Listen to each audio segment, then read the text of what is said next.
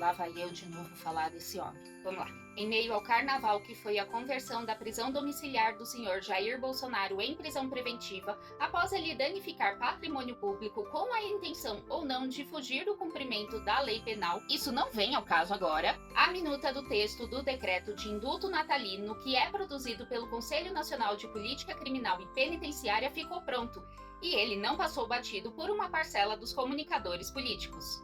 Oi, eu sou Isabela, sou advogada de litígios, especialista em processo penal, e hoje eu quero te explicar o que é o indulto natalino e por que é tão importante para muitas pessoas que o presidente em exercício o conceda todos os anos. Primeiro de tudo, vamos à explicação técnica. No direito penal existem algumas hipóteses em que o Estado renuncia ao poder-dever de punir aqueles que cometem crimes por uma série de razões. Dentre essas hipóteses está o que é chamado pelos antigos de modalidades de clemência soberanas, e nada mais é do que um perdão judicial. E esse perdão pode ter três formas: a anistia, a graça e o grande tema do vídeo de hoje, o indulto. Se vocês pedirem muito, eu faço um vídeo explicando a anistia e a graça para vocês, eu prometo. E por que existem esses perdões judiciais? Conforme explica o professor Luciano Anderson de Souza, eles são uma forma de atenuar o rigor de uma condenação excessiva ou mitigar uma pena formalmente bem aplicada, mas que contraria o sentimento de uma coletividade por razões humanitárias. E num Brasil em que o sistema penal vive diariamente em um estado de coisas inconstitucional que viola de maneira sistêmica os direitos fundamentais de pessoas que estão sob sua custódia,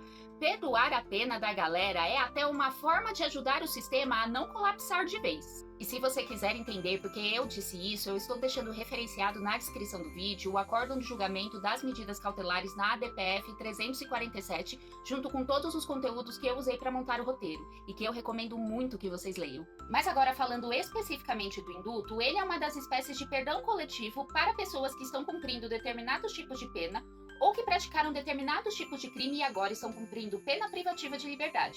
E ele é concedido pelo presidente da República no Brasil, mediante um decreto. Então, usando um exemplo visual tirado do decreto 12.338 de 2024, que é o indulto natalino do ano passado, o indulto nada mais é que uma lista de hipóteses em que a pena das pessoas pode ser extinta a partir da publicação do decreto em Diário Oficial. Além disso, nesse decreto também consta uma lista de hipóteses em que não cabe esse perdão de pena, para garantir que as pessoas que cometeram crimes considerados muito graves pela opinião pública não sejam beneficiados. E foi nesse momento que todos os comentaristas políticos começaram a se coçar, porque segundo uma notícia publicada originalmente no jornal O Globo e foi replicada em vários outros portais, o que eu usei para montar o roteiro também vai estar linkado na descrição do vídeo, a minuta de decreto aprovada pelo Conselho Nacional de Política Criminal e Penitenciária se mantinha nos mesmos moldes dos indultos já assinados em 2023 e em 2024, quais a concessão do perdão presidencial estava expressamente vetado para aqueles apenados que fossem líderes de facções criminosas, estivessem cumprindo pena em regime disciplinar diferenciado e que fossem condenados por crimes de tortura, racismo, terrorismo, crimes contra a administração pública e crimes contra o Estado Democrático de Direito.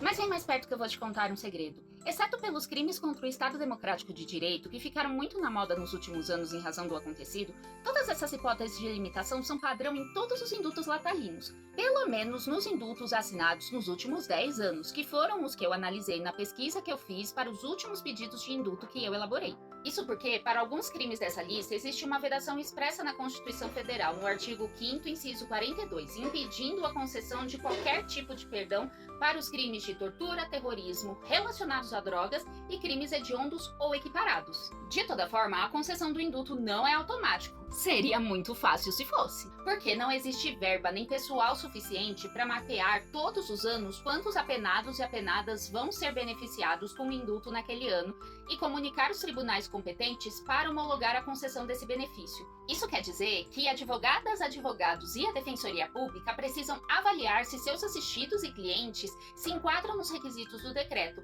que podem variar de ano para ano, e devem apresentar um pedido individualizado para os tribunais reconhecerem que essas pessoas fazem jus ao benefício e assim declararem a extinção de pena deles. E aí, gostou de saber dessa informação especial de Natal? Foi uma tentativa de especial de Natal, pra ser sincera. Me conta aqui nos comentários e não se esqueça de curtir e compartilhar esse vídeo para que mais pessoas tenham acesso a essas informações. E se você acha que pode estar na lista dos agraciados ou agraciadas pelo indulto natalino desse ano, ou conhece alguém que possa estar, me manda uma mensagem pelos contatos do escritório e vamos começar 2026 conversando sobre seus direitos. Até mais!